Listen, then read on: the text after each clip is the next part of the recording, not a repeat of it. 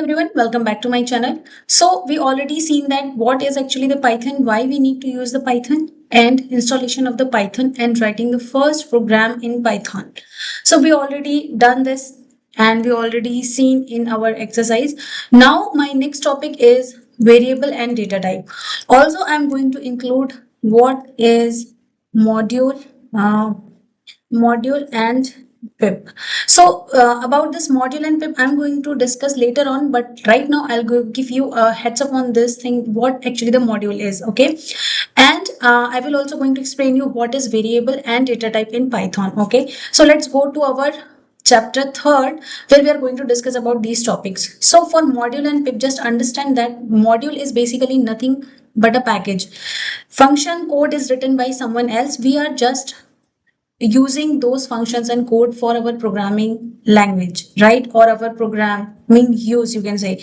But what is actually the pip? So pip is basically help to install all these modules. Okay, like you have Django, you have Flask, all these are the modules. It means that already there is some sort of library, some sort of packages which is predefined in the Python language. No need to write the code again and again. You can just install those packages in your system and then you can reuse them, you can import them like with the help of the pip. So basically, for example, you want to install the Django or Flask, so you can say pip install Flask like this. So this is the way you can use module and pip. Now let's come to our actual topic where our programming is started. So variable and data type. So let's go to chapter third. I have already written all these notes for you guys. I will share with you so that you can go with this and you can do a practice on by yourself. Okay, so what is variable and data type?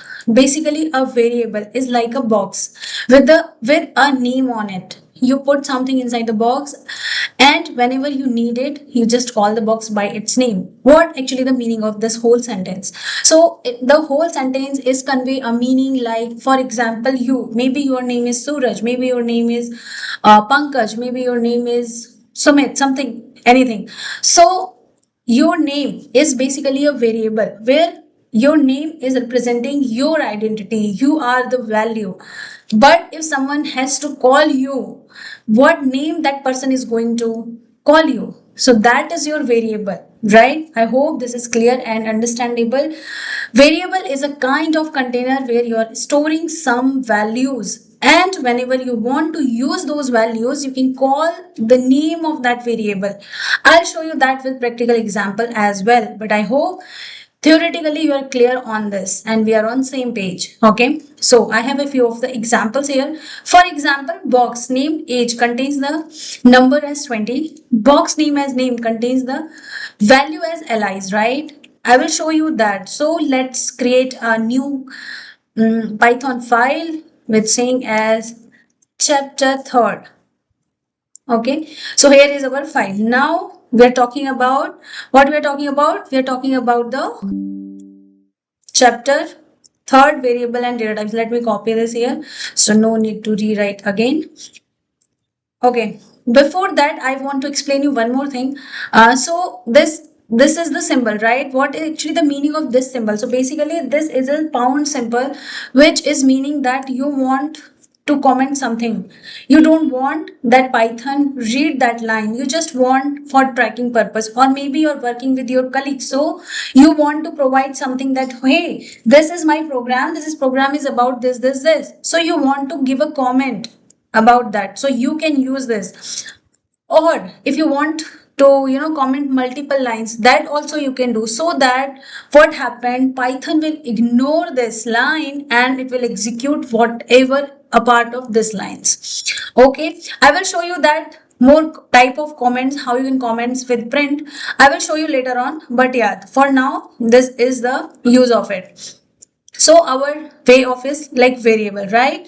So we are on variable. For example, I have b, right? B, I'm assigning the value b as 10. What is actually the meaning of this? What is actually the meaning of this? Let me give a format of it. Name is equal to for example, I'll give us a name as Sumit. Okay, this is my name. I'll say as age is equal to, I give some value as 40. Okay, now Height, what is the height of that person? Maybe 6.1. And is a student, student is equal to false. Okay. Now see this. Okay, now understand this. What is this meaning of it? What is the meaning of this? What is the meaning of this? All these are variables. It means that there is a person, Sumit. Okay, there is a person. That person can be anyone. The person is Sumit. We are calling Sumit by its name, right? Person name. We are calling as a person name. That is actually a variable. Okay, and this variable we are assigning some values as a Sumit. Age is a variable where we are assigning some values to this particular age, right? Height and student, whether he is a student or not, like that. So true and false. In program, sometimes we want the response only in yes and no format. So that time we use the Boolean type of data types. So that time we use true and false. I hope this is clear for you guys. Now, see, this is as a variable. We understood what actually the variable is. Now let's understand the data type of it. Okay, this is really very important. I have already written here that what actually the data type is. Okay, so we already created our variables, right? Now um hmm we are on a data types. Okay, now one more thing. This is the very important data types, which is showing as name is equal to whatever the name is, that is your string type. Okay, if you are if you are working with this is your integer type data type. If you're working with this is your float or integer, right? Your data type. And this is your Boolean type of data type, which is very important. And one more thing, the important part here is that in Python, no need to explicitly define any type of data like, okay, hey, this is a string, this is character, this is, integer, float, like that. No, like with Java, we are defining, for example, I want to write someone's name. String name is equal to something, integer A is equal to something. So the format we are defining for data type in Java is not working here, first of all, because Python is very smart. He understand what actually whatever a user is providing, which is whether it's a string, whether it's an integer, float, or boolean, like that. So this is really important. Okay, so I have already mentioned here the four main data types. What is the four main data types here? So your string is really important, your integer, float, and boolean. And we already seen that how we can define those data types, right? Now, the important thing is, okay, we write this, but there is a case where we want to know that what type of data is this. So for that, Python have a method called type. Okay, so we have to use the type function here. See, do not be confused with method and function. Actually, I am coming from a Java background, and mostly I'm using method, so that's why I am calling as a method, but it's a function also. So we can use type to see the data type of a variable, which type of data it is. For that, what you can do is go to here. Now type as print, and then you can provide as type. Okay, and then you can provide the name of your variable. Okay, so I hope this is clear for you guys. Okay, then what we have to do, we have to run this. Okay, let me, this is chapter 04, rename. We have not tried dot py file. This is our dot py file. Okay, now it's showing as a run option, so you can run from right side or you can run from terminal as well. So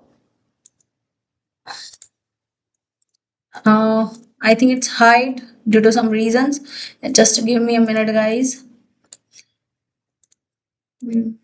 Yeah, it can be enabled in few minutes. Let's run from here and then I'll show you. Oh, okay, it's already open here. So see here. This is your what you can say, this is your like variable where you want to see the value of this variable. What is the variable value, right? How you can see that? So you can use the type function here and then you can see the value of it, right? Now and this is one way to run your program, first of all, and the second way is you just have to write here Python, and then you have to provide the name of your file chapter.py, right? This is your file name, chapter 3. Chapter 3.py. This file also, in this way also you can run your Python, okay, Python program. Now it is giving you string type, okay. If you want to see the value of others also, that what actually the value of this, so just copy and paste here. Guys, I'm little lazy, so that's why I'm doing this copy paste. Okay, now run this. So here you can see that float. What is the value of this height is float, right? This height data type is what? Float, not value, sorry. The height data type is which type of data? It is type of float. So like this, you can identify the data type of a particular variable. I hope this is really very clear for you guys. My overall purpose is to you guys to make you understand the Python in very easy way. Okay, now one more thing is remaining as part of this chapter is like how you can change the value of your variable. Okay, so for example here the value is as age. Now let me print this variable value as print. Now let me write as age. Okay, now I want to change the variable value. So I will write as age is equal to 50. Now, no need to do. Let me copy this. Let me paste here. Okay. Now let me run it. So as you can see earlier the value was 40. Now the age value is 50. So like this also you can use. Basically we are updated the variable value. So this is really helpful. Now as in the beginning of this chapter 3, I told you guys I will showcase you how you can comment or you can provide some values, right? So to use this, first of all, if you have a single line of the comment or you want to print some values, which is that you have multiple lines of that, so how you can use that? First of all, to print the string value you have to use the double quotation, and here you can provide your value as maybe my name is Gayatri. I'm giving as a Gayatri, okay, as my name, and print. Okay, this is one way. Other way is also here. So what you can do, see, if you have multi-line of code, so what you have to do, you have to print here, then comma, then again one line, then comma, then again some line, then comma, again some line, like that. Once you print this, see how beautifully it gives you the response, right? So basically what is the meaning of writing this? This is basically when you have a multiple line of things which you want to print, right? So this is the way you can use it, and this is really important to know, guys. Okay, so I hope this is clear for you guys. Now